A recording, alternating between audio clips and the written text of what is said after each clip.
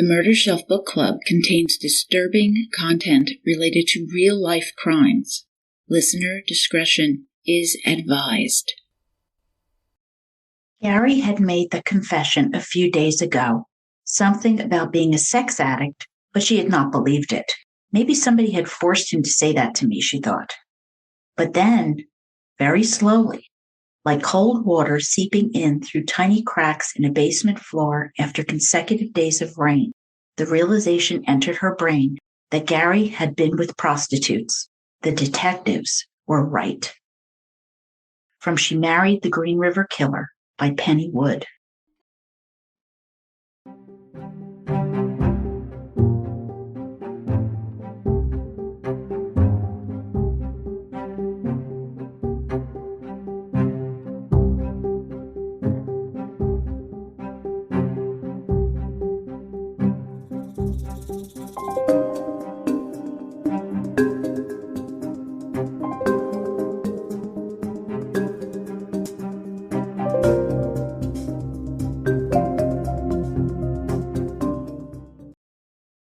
Welcome back, Murder Bookies. I'm your host, Jill. Hope you're all doing well. Welcome to episode 60, The Dark Ages, She Married the Green River Killer by Pennie Wood, Part 2. Diving right into our book club, we met Judith Mawson, troubled as a girl by epilepsy, spending time in hospitals to address this and her social issues, by loving parents, Helen and stepfather George. She married Lee Lynch, having 2 daughters, Marie and Rachel, and enduring a more and more bizarre marriage characterized by medieval attire, Lee's bisexuality, trysts with men at home, drug use, belittling, and verbal abuse of the family, but especially of daughter Marie. Divorced finally, Judith met her Prince Charming, Gary, kind, attentive, calm, and he treated her so well. Judith and Gary's wedding had been lovely in a neighbor's park-like garden surrounded by family and friends. Gary Ridgway's co-worker and friend, Jim Bailey, reflected back to the day, embarrassed that he was the only one from their company, Kenworth, to come to the wedding. He felt badly for Gary. He was aware of the jokes and whispers about him after his arrest and locker search in 1987, tied to the Green River Killer task force investigation. Gary was weird, but was he the Green River Killer? Kenworth employees called Gary Wrong Way Ridgway behind his back. And I believe Judith's positive assessment about Gary's relationship with his colleagues was significantly off. But how would she know this? It certainly didn't occur to her on her wedding day. Gary and Judith honeymooned along the Oregon coast, with Judith documenting their adventures in her diary so she'd not forget a single moment. They went swimming, got sunburned, took walks on the ocean beach, flew kites, went down water slides, and did a wine and cheese tasting. Sounds rather normal, I'd say. They also exchanged jokes and I love yous, but always with Judith saying it first, never Gary. And Judith was content, having married a man so perfect for her after all those terrible years with Lee. They continued sharing in depth about their pasts now that they were married, with Judith speaking of her mom and epilepsy. Gary shared that he'd had a rather happy childhood, very traditional. His mom was a great cook, his dad, a bus driver, the provider. Middle child, Gary had an older brother, Greg, and a younger one, Ed. He confided in Judith that there was another brother. His dad had had him with another woman, but this should never, ever be discussed, and Judith complied. They spoke of their common difficulties in school with reading and writing. Gary had been 2 years late in graduating from Tyree High School. He got drafted into the Navy and admitted to her that he'd fathered a child in Vietnam. Like all the guys, he'd visited prostitutes, but he never stayed in touch, grinning as he told her his dark secret. He married Claudia in San Diego, never going into detail other than she had cheated on him and they were divorced by the time he was 23. Second wife Marcia was Matthew's mom, and they married when he was 24. He had few nice things to say about her, and they divorced when he was 31.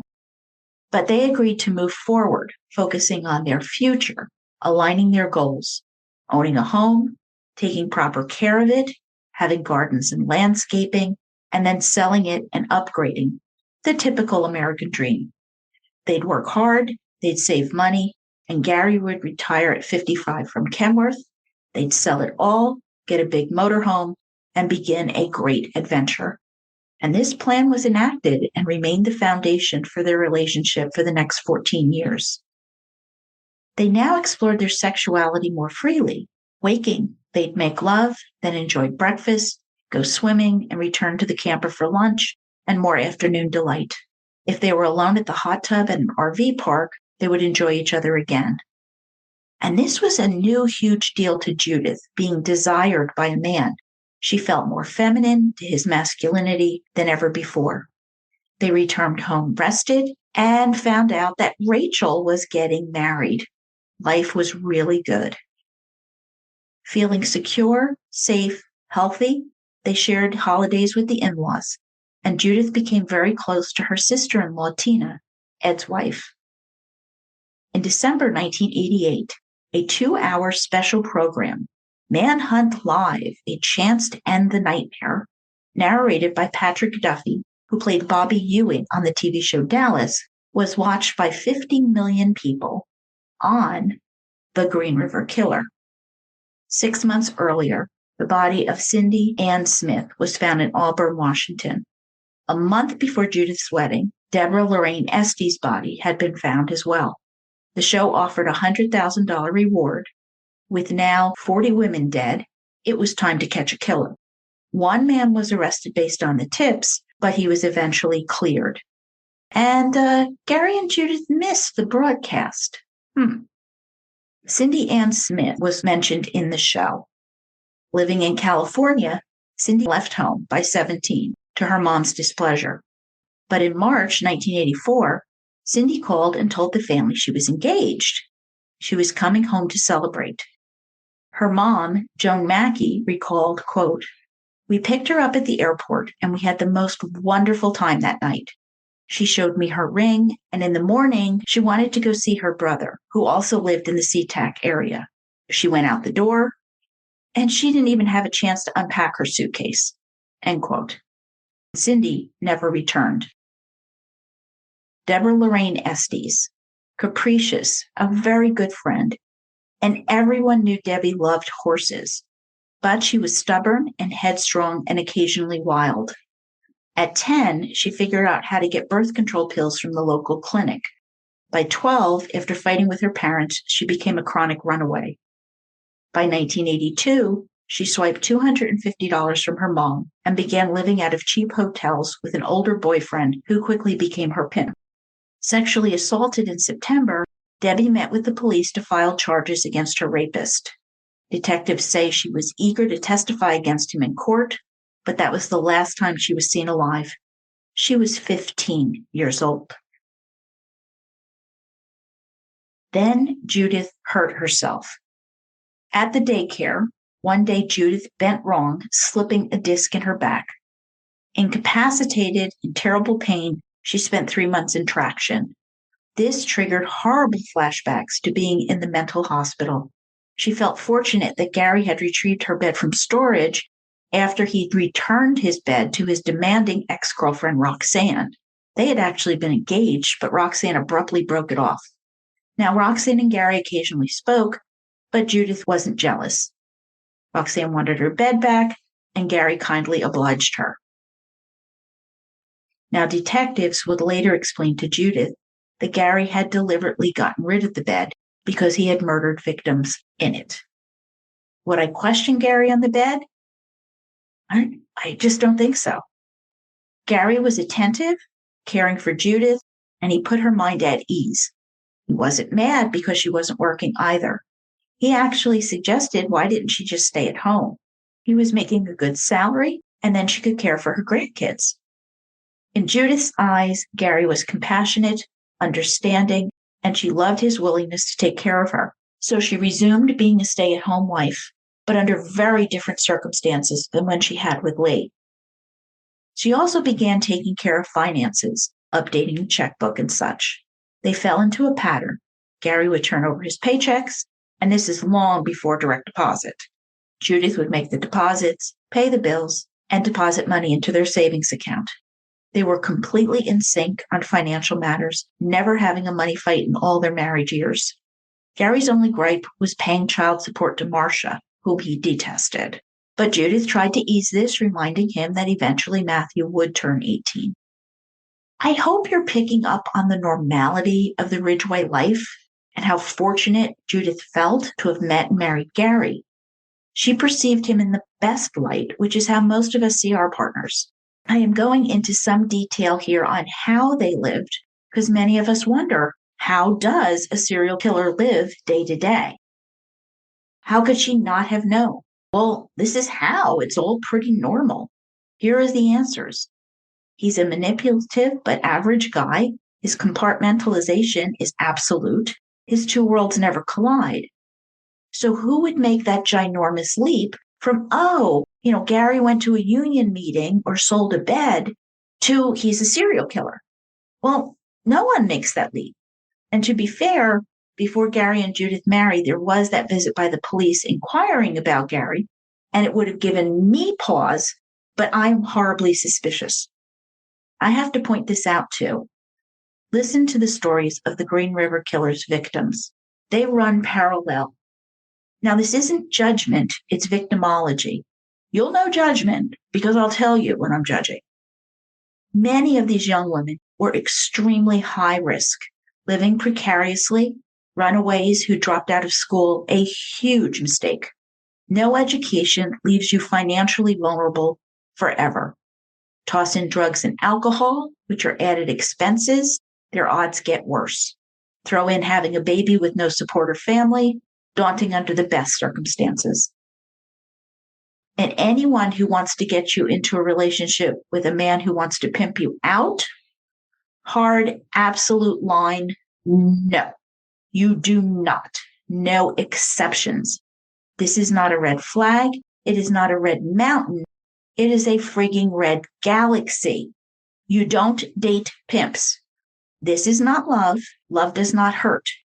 And this is judgment, and I am being preachy, but too bad because I am right. I do not tolerate psychological abuse. I certainly don't tolerate physical abuse. Not ever, even if it gets uncomfortable. And that is the price for truth sometimes. Just do not choose a path that gets you to be a victim on a true crime book podcast. I do not want to talk about you. Okay. Stretching a dollar became a game for Gary and Judith, both raised by frugal parents. They bought things on sale. They picked up food at the food bank. Hey, it's free. And of course, their love of bargains at garage sales. Gary would fix items and resell them later. They bought their clothes there too, or in thrift stores and swap meets. Gary taught Judith the fine art of selling or swapping. For example, he explained, if the price was 25 cents, someone will ask you to take 5. Well, counter with how about 15? So Judith takes this to heart and became very good at it.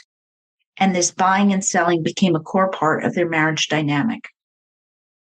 On special occasions, Judith and Mary, Gary's mom, would go to special by invitation only shopping events at Pennie, where Mary encouraged Judith to spend a little on herself. Meals were also simple and inexpensive. Gary believed that, quote, we eat to live, we don't live to eat, end quote. This was why people got fat, and he preferred to be trim. Now, I have to disagree. I love to eat good food, all right? But hey, again, to each his own. They ate leftovers, every morsel, and some nights dinner was a can of soup. Dining out was a huge treat, and they used discount coupons, went to all-you-can-eat buffets and early bird specials. One day, going out to get hamburgers, Judith asked Gary what a prostitute looked like, and did she ever see one and not realize it? Well, they were driving along Highway 99, and Gary offered to find one for her. And it didn't take long as he pointed out to a woman in high heels and fishnet stockings. Thunderstruck, she was shocked that she was dressed like that in the middle of the day. Now, I have to ask, why did prostitutes pop into Judith's mind like that? Gary insight. When someone left the job at Kenworth, he offered to do the extra work of cleaning out the locker. Gary would take the now unused objects and sell them at their garage sales, and Judith thought he was so smart, admiring him for helping out. Years later, she found out that Gary was stealing these objects. He'd pilfered boxes of coveralls, safety glasses, rolls of masking tape for resale. Gary did accept all overtime offers, with Judith so proud of his efforts to support her. Sometimes he was exhausted after long hours, and he declined having sex. Once, Judith tried to entice him to change his mind, but he firmly pushed her away. No, I said, not tonight, Judith. Sounds more like he'd been having sex with prostitutes, not overtime. At a swap meet, Judith and Gary acquired their first kitty that they named Fluffy.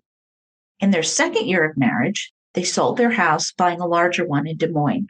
As the Des Moines newspaper headline reported, another female body had been found in a shallow grave in a woody area by the SeaTac airport. The Green River Killer was still out there strangling women. One of those strangled was 17-year-old Sandra Gabbert. In 1983, a high school basketball star abruptly dropped out of school because she was bored. Known to be friendly, Sandra was confident, charming, free spirit that gave people the impression she didn't take herself all that seriously. Living with her boyfriend, Sandra barely scraped enough money together to pay for their fast food and hotel, with sex work supporting them. Was he in the sex trade too, or was he just pimping out Sandra? Her mother, Nancy McIntyre, last saw Sandra when they met for lunch at a Mexican restaurant. Sandra was excited about her upcoming trip to San Francisco and Hollywood, but she never got to go and was last seen on April 17, 1983. Also strangled was Yvonne Shelley Antush. She had come to Seattle from British Columbia and was staying at a motel with a childhood friend. She was last seen in May 1983 at the Ben Carroll Motel, and I wish I could have found out more about Shelley. Meanwhile, Gary is receiving perfect attendance awards, earning Kenilworth jackets and gift certificates. Judith adored her husband who worked so hard. She encouraged him to apply for open management positions, but he didn't want to deal with people and their problems, even if it came with more money. Gary did get more involved with the union, attending meetings, which gave Judith a queasy sense of deja vu. Remember, ex-husband Lee attended union meetings, which was a euphemism for him having sex with other men. Nights that Gary was home, they'd watch TV and eat popcorn, almost like being at the movies. Also, something odd Judith noticed about Gary. When they watched, quote, movies containing scenes with a physical assault on women, someone being killed, or a bloody military battle, Gary was wiggling and shifting in his seat next to her. Thinking he must have some sort of post-traumatic stress disorder from Vietnam, she reassuredly put her hand on Gary's thigh to calm him. The violent scenes must have upset him, but her reassuring hand never helped. Gary would fidget more, taking in deep breaths. When Judith glanced over and saw tears welling in his eyes, he jumped up, going into the kitchen, end quote. She never pressed him about what he was going through. Penny pincher, occasionally Gary would splurge on something he really wanted, buying 2 Suzuki dirt bikes. Helmets on, Judith threw her head back and laughed aloud. She loved it, and the bikes became a regular part of their camping. They also upgraded their old camper for a new one with a bathroom. In June, they celebrated their wedding anniversary, reusing cards, writing new love notes while rereading the previous ones. She loved this and loved her wonderful, faithful husband. Pennie Wood writes that, quote, interestingly, as the Ridgway couple became busier with their steps working towards the ultimate goal of retiring, the Green River Killer slowed down. Over the same period, the killer snuffed out the lives of only 8 of 48 victims. He ultimately took credit for it after his final arrest, end quote. I think it's likely that the happiness orbit that Judith exuded did soothe the savage beast in Gary. I think she may have saved lives. Their 10th anniversary was bittersweet. as Gary's dad had just died after a long bout with Alzheimer's disease. Gary spent a lot of time with his folks, and Judith would occasionally go visit her parents, Gary making sure she'd get a break from all the caregiving. That June, they threw a party to celebrate. Judith felt surrounded by a good circle of supportive people, friends, and relatives. Life became routine, buying, fixing, selling. The camper was sold and replaced with a motorhome, which was upgraded to an almost new motorhome a few years later. They bought their dream house in Auburn, near Lake Geneva.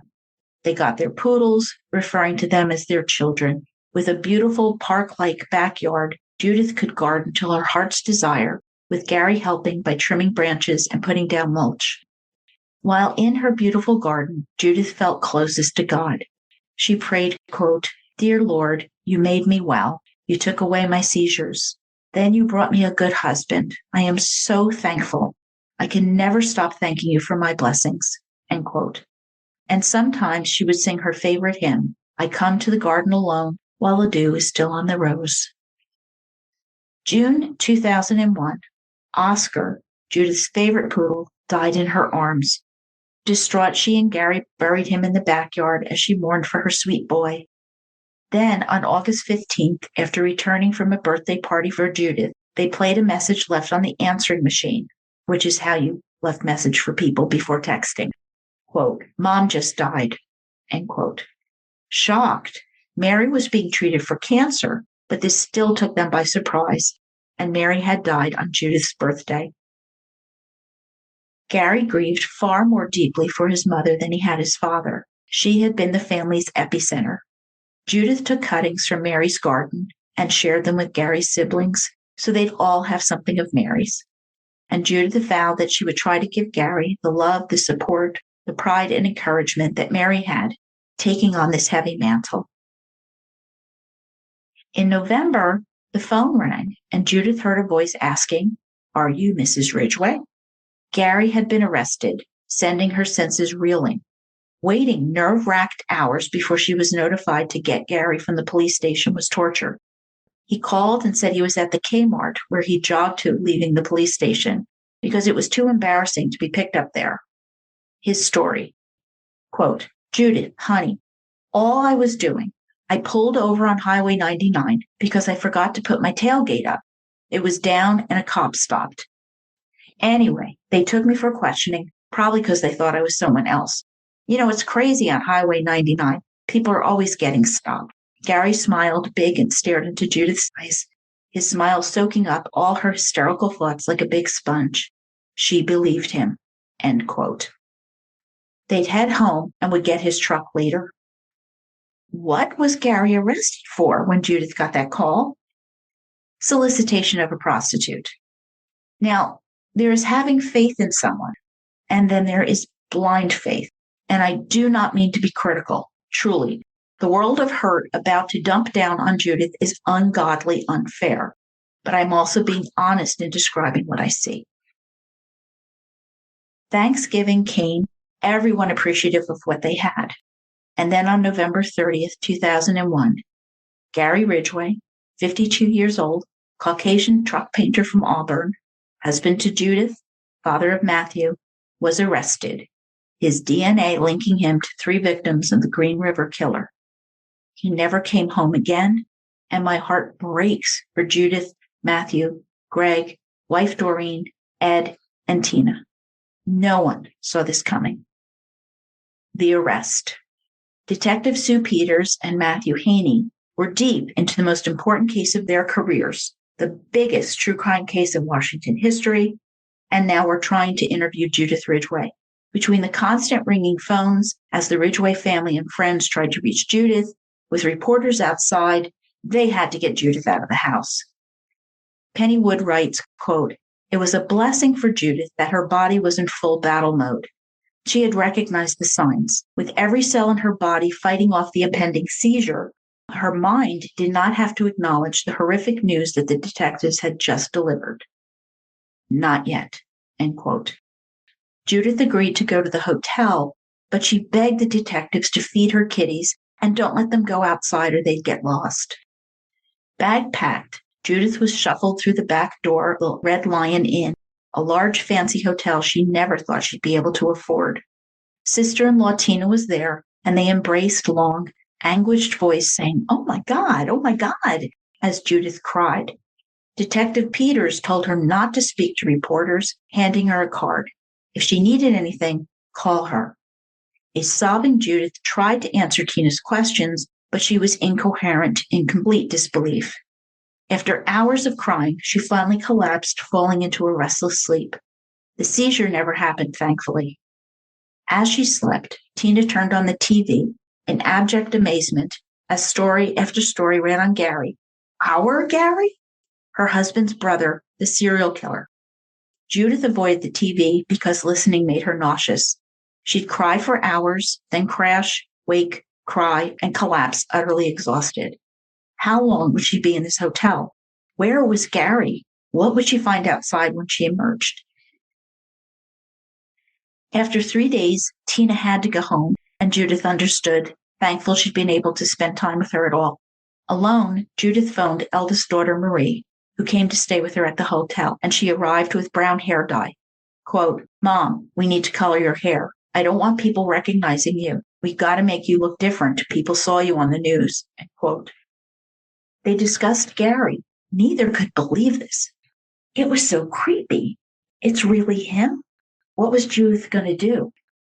Tired and hungry, Judith hadn't eaten little since she arrived, and Marie was appalled. Hadn't she gotten room service? Hesitating, Judith said, well, no, she didn't have that kind of money. Exasperated, Marie told her that the police were covering the tab. Order anything you want. And they did, treating themselves to expensive entrees and double desserts, finding a moment's peace in the chaos. Marie distracted her with a movie, although Judith has no idea which one. Judith called Detective Peters. She needed clean clothes. And by the way, when could she come home? Upsetting, it would be at least a few more days. Emboldened by Marie's splurge, Judith left her room thinking exercise and walking might help. And there in the hallway was Matthew.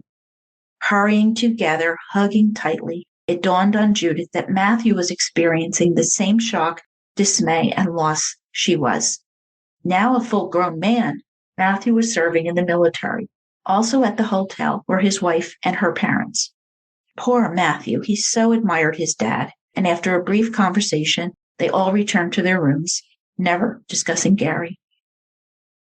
Detective Peters took Judith to get more clothes, with her entirely unprepared for what greeted her at her home. Law enforcement and canvas tents were everywhere. A diesel engine roared in the backyard, digging up the lawn. Bushes, trees were ripped out of the ground. Inside, it looked like a hurricane had struck. Closets, drawers, cupboards open. Household items scattered all over in piles. Aliens walking around in spacesuits with clipboards. Judith had to put rubber gloves and plastic booties on so she'd not contaminate the investigation in her own house. She recalled Gary's 1987 arrest 14 years earlier, the whole thing a big mistake. This had to be another mistake. They were really out to get Gary, she thought. Toting more clothes, Judith returned to the hotel. As it occurred to her, she'd not checked on the cats. A week later, Peters and Haney would tell her she could go home. Momentary relief quickly evaporated when she realized her car had been impounded as evidence. She would need to get a new one, with a furious Marie raging at the detectives. Peters accompanied Judith inside the beautiful home she'd shared with Gary. The carpet had huge chunks missing. Their bed was completely taken apart. Her underwear strewn across the floor, her jewelry laid out. Some of her favorites from Lee's grandmother were missing. Piles and piles of mess everywhere. Among other things, the police had looked for souvenirs, jewelry, or items Gary gave Judith that may have belonged to the victims.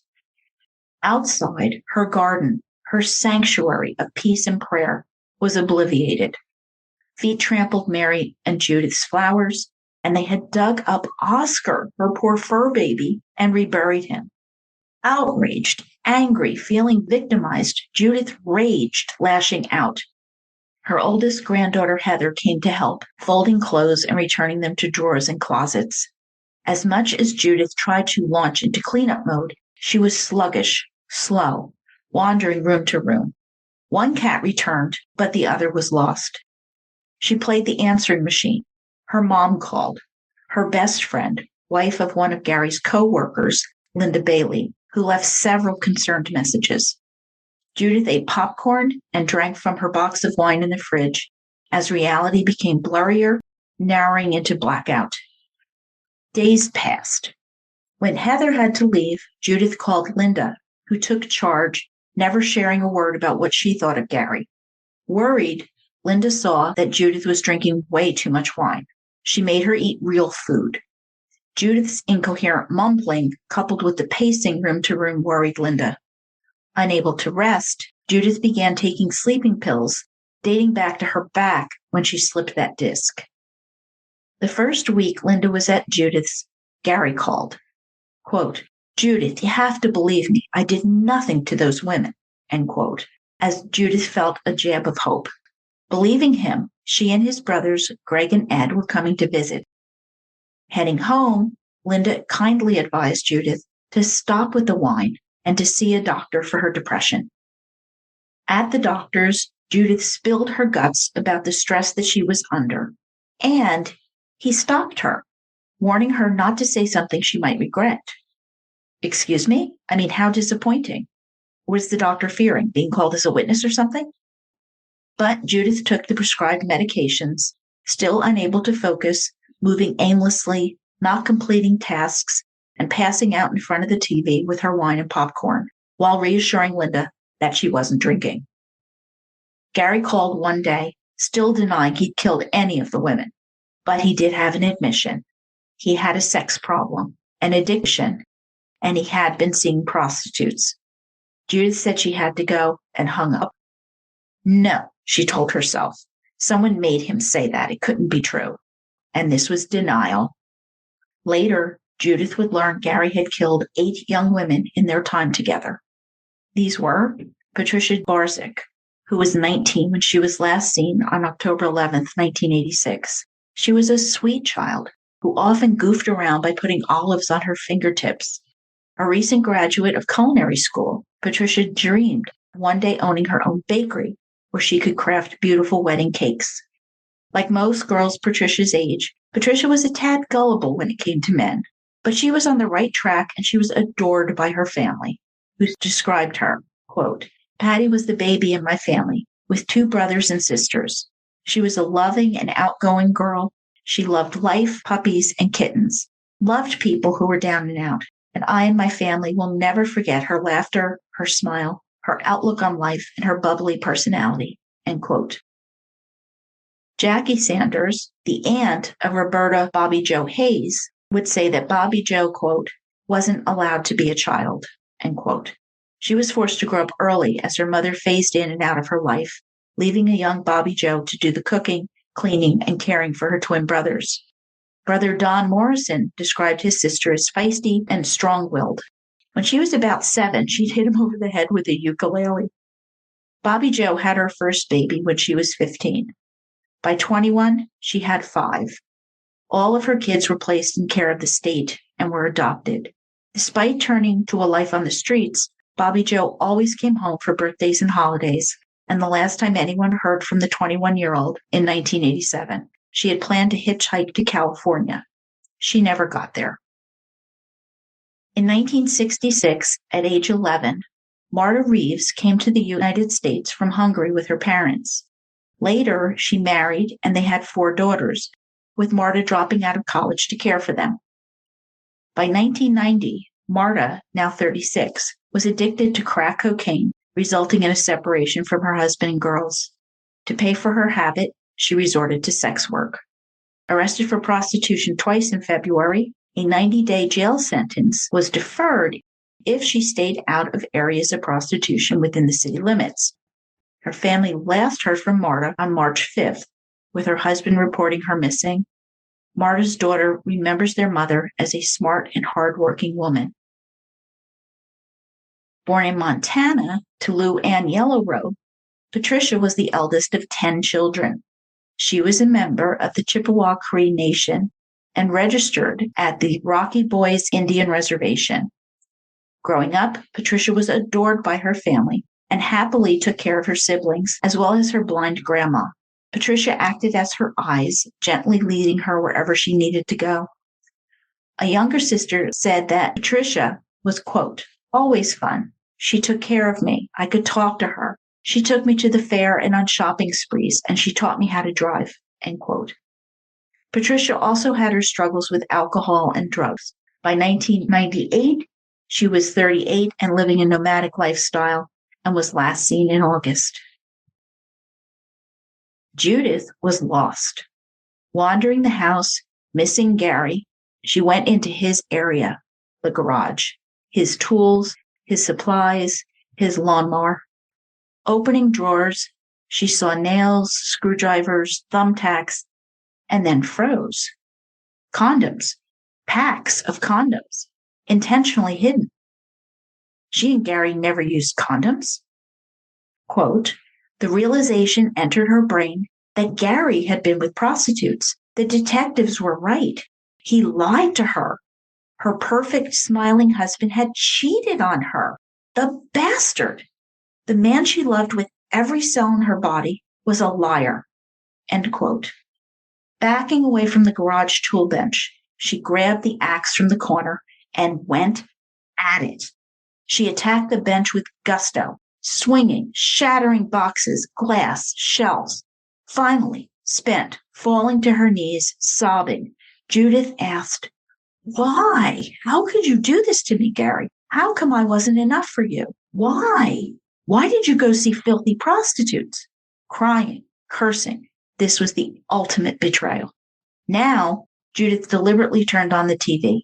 She wanted to hear the news reports from her newfound perspective that her husband was a liar and a cheat. Sipping wine, Judith took her anti-anxiety meds, muscle relaxants, and doubled her usual number of sleeping pills. She quickly fell asleep. Around midnight, she roused and went to go to bed, shut off the lights, and fell down the stairs, smacking each one with her head in their tri-level home. Well, she was alive. Seizure? No. She recalled falling. She could move her hand, her head, her legs, and collapsed into her bed. Majorly hungover, every part of her body hurting. The next morning, she called Linda, confessing that she'd been drinking way too much and that she'd fallen and was losing her mind. Scared to death, Linda listened and promised that they would figure it out. Money. She had no income without Gary, just 2 or 3 of his uncashed paychecks. With help getting these cashed, momentary relief flooded Judith, who immediately paid some bills. 2002 was almost here. She needed a car. She needed a plan. What would she do at the house? She also went to see Gary, taking the bus, her first time ever seeing him arrested in jail. She had never gone to the police station before. This felt very different, devastatingly real. Thick glass separating them, like he was in a zoo. Crying, he looked small. He wasn't eating. He had aged. She put her hand up to the glass and had to tell him to do the same, but he was uncomfortable and quickly dropped it. He told her they steal things in here, so don't bring him anything. Depressed and bewildered, she began going weekly with Greg Ridgway and his wife Doreen. Greg told her, quote, we have to keep up these visits, show solidarity. We do not want people thinking we're not supporting Gary, end quote. Greg was the one who handled all the family emergencies, his parents' wills, and he was looking for a good defense attorney for Gary. Quote, it's just a matter of time before they get him released, end quote.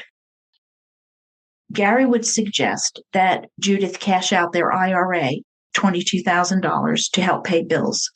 Going to the bank, Judith felt ashamed. She felt eyes on her, accusations. That's the Green River Killer's wife. Were they laughing? She'd buy a small used car, but she rarely went anywhere, just too self-conscious. After sorting through the materials taken from the Ridgway home, the detectives came to speak with Judith again. They had reports of Gary being seen with a tall brunette woman when he was camping in the motorhome, introducing her as Mrs. Ridgway, Any idea who she might be? Quietly dying inside, Judith had no idea and croaked, quote, "No, I don't know anyone who looks like that. I guess he might have had time to do that when I went to stay with my parents for the weekend," end quote. Yeah, if you recall, these were the weekends when Gary was taking care of his parents and she was relieved of caretaker duty. They asked Judith, "Did you recall a place called Bear Creek and a couple that you met?" Well, she did. Lovely couple. It was a beautiful place. They'd exchanged phone numbers and addresses, but just never connected. Had Judith known that the woman was found dead along a country road not long after they met? Did she think Gary could have had anything to do with her death? Falling through time and space, Judith gasped, "No, oh my God, that's terrible." They also shared details of Gary picking up prostitutes. He'd cruise up, waive $40, pick her up, have sex, and that he was a regular visitor. Judith said she'd had no idea, crushed once again. Every time they came to the house, Judith felt devastated all over again. I believe they are trying to turn her against Gary and perhaps get her to tell them something incriminating. Not that she didn't need to know what he was up to, she absolutely did, but gaining her confidence would be something useful to the police. And getting her angry at Gary, that could have been the goal. Gary told Judith to divorce him. Heartsick, she listened as he explained the need to protect her. She should change her name. She should talk to Linda and Jim Bailey. And Linda agreed. It was time for Judith to think about her life and what she was going to do. And Linda was willing to help. This was put into motion, Judith calling a real estate attorney they'd used to buy and sell their homes. Through Judith's tears, she promised to help. And when the $22,000 was gone, Judith accepted that she'd have to sell the house, which was now the infamous Green River Killer's house. It wouldn't be easy, but it went on the market in March of 2002. Family came over to help her purge what was not necessary, preparing for a huge garage sale. As Judith silently listened, Gary's aunt, Mary's sister, told Judith she wasn't surprised Gary did all those terrible things because he was just like his father. She'd never liked Tom. He was a womanizer, always seeing prostitutes. He was a truck driver after all. Remembering Tom Ridgway, Judith remembered him being pleasant enough. But, she had been uncomfortable being alone with him. Once, going to the mailbox, he told her raunchy jokes she didn't get, and Judith had been very happy to rejoin the rest of the family. Scared of the vandalism her house was subjected to, fears of kooks coming over, given the massive media coverage of the case, Judith accepted an offer of Rick, a friend of Gary's, for her to rent a room at his house, plenty big since his wife had passed. With some of her belongings in a storage unit, she moved into Rick's, with his mother welcoming her.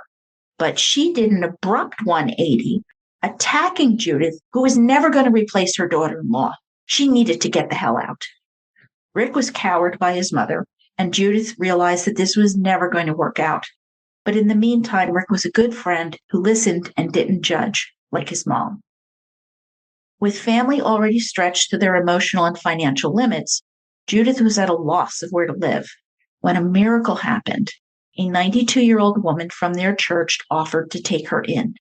So grateful, Judith moved, but it only lasted 2 weeks when she had to get out. The granddaughter was coming to live with Grandma, and they needed Judith's room back. Judith now found herself officially homeless, living out of her car. Driving aimlessly around during the day, she parked when the crime became too intense to be safe. She changed her clothes in the dark, dank storage unit, and she had no will to live. Quote, it was as if her life were being canceled, deleted like a message on her own answering machine, end quote. And March 29th, 2002, Kings County Superior Court Judge Richard Jones was selected to try the complicated Green River case against Gary Ridgway, and it was announced a few weeks later prosecutor Norm Malling would be seeking the death penalty. Days passed when another elderly woman, called Grandma M, offered Judith a room in her home. Not only did she have a bed to sleep in now, but a bathroom to wash in. Grandma M was a gentle, caring woman who nurtured Judith's battered soul. She was there for 3 months when Judith's mother called. Her father had cancer, couldn't drive, and they needed her to move in and help. Judith remained at her parents' home for about a year and cut off all but business calls with Gary. Good for you, Judith. She finally accepted he'd been a liar and a cheat. But the killing, she was still in denial, with Gary vehemently insisting he wasn't a killer. There was nothing in their history to suggest he was a violent murderer. He loved their poodles. He'd help babysit the grandkids. He didn't hunt or fish. Come September, their divorce was finalized and she readopted her maiden name, Mawson. And in November, 1 year since Gary's arrest, their house sold for $250,000. Their divorce decree dictated that the mortgage would be paid off and 60% of the proceeds would go to Judith and 40% to Gary. So Judith was left with $104,000. Gary's money immediately went to his defense attorney, Mr. Tony Savage, their Perry Mason, as brother-in-law Greg explained. Relief. She had a place to live, and the financial burden was lifted. But unexpectedly, she found no peace as a battle royale erupted between her and Greg and Doreen. She was expected to give her share of her money to Gary for his defense. I mean, surely she'd do the right thing. And Judith said no, she had to get back on her feet. She had to take care of herself. Well, Greg suggested that she could keep some of the money, but the rest needed to go to the defense fund. Now she got angry. No, but she's Gary's wife. Quote, no, I said no, this is not my problem. Why should I have to pay Gary's lawyers? Well, because you're his wife, Greg countered. No, I'm not. I'm not. Not anymore. End quote. When Judith came by Greg and Doreen's home to pick up her mail, which was delivered there to keep the press off her track, Greg and Doreen had changed the locks. They were stressed out, and her coming around was too upsetting. So the Ridgways turned their back on Judith, leaving her hurt and betrayed once again, sending her spiraling into a deep depression. Linda Bailey's support and care probably kept Judith alive for the next year. And in November 2003, Gary pled guilty to the murder of 48 women. For the last year, the defense and prosecution had met, resulting in a deal. If Gary would take detectives to the places he dumped the bodies, leading to the identification of victims, the prosecution would accept a life sentence, removing the death penalty from the table. The outrage was immediate and severe. 48 women dead? If the death penalty wasn't right for this case, what case would it be right for?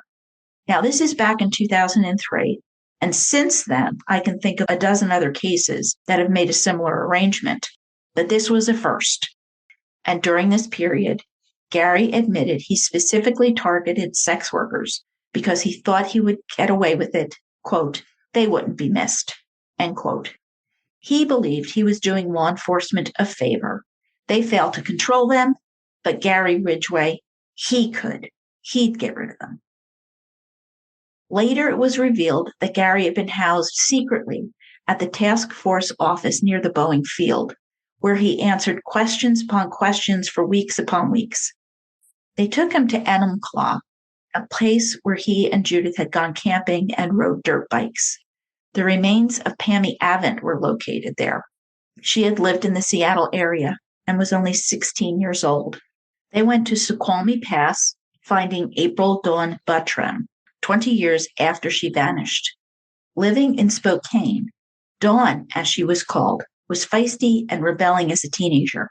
She dropped out of school and began partying. Her mom caught her climbing out the window one night, suitcase in hand, and just threw up her hands. She told her, quote, at least have the guts to leave by the front door. And she did, and never came back, end quote. Dawn was last seen on August 1983 in Seattle. The 17-year-old was planning to go back to Spokane to withdraw savings from her trust account, and she never made it. Gary also directed authorities to Auburn's West Hill, near his and Judith's final dream home, where Marie Malvar's remains were found at the bottom of a steep cliff. Who was Marie Malvar? She had left home by 1983, taking a waitress job in her dad's restaurant. The customers found Marie friendly and outgoing, and she was a pretty decent waitress. Popular, trusting, she loved to dance. Unbeknownst to her family, Marie was also a sex worker with a boyfriend pimp. Yeah, this is why you don't date pimps. Judith watched all of this play out on TV, Gary in a one-piece jumpsuit, shackled wrists and ankles. How could this be the man she was married to for 14 years, she thought as Linda gripped her tightly, holding her. Gary and Judith had gone to Kings County Fair, enjoying life, sharing, listening to music, and he dumped bodies there, in their place. As the knowledge that he was a killer sank in deeper and deeper, Judith just screamed, with Linda holding her as she sobbed. Quote, "That awful man, the one who killed all those poor girls, he was my hero. He was my everything to me," end quote. She confessed to Linda about finding the condoms in the garage and chopping the workbench to pieces, so angry at Gary. She admitted when Gary told her he'd seen those prostitutes, that betrayal was the worst pain of her life. But now, hearing him admit to killing so many women, she was just numb and just couldn't comprehend it. And that is where I'm going to stop episode 60, The Dark Ages, on She Married the Green River Killer by Pennie Wood. So much more to come. In episode 61, Second Cast, we follow Judith's rebirth as Gary faces a well-deserved dismal future as he writes to Judith. We'll hear from the Ridgway best friends, Jim and Linda Bailey, on the Gary and Judith they knew, and Gary himself speaks to author Pennie Wood. We'll remember more of his victims, as they were people with lives cut short and deserve to be remembered. Thank you for listening, Murder Bookies. Share anything with me at jill@murdershelfbookclub.com or on Twitter, or find me on Facebook and Instagram. An announcement. New warm weather designs are out on Spreadshop, so get your merch, t-shirts, sleeveless tanks, coffee mugs, thermos bottles. Go take a look. The links are on my blog at www.murdershelfbookclub.com with my sources, photographs, show notes, recipes, wines. You got it by now. Always trust your gut. And how about a 5-star review? Because I'm really trying to grow the podcast, and you can definitely give me help with this. So trust your gut. Happy reading. I see you as you hear me.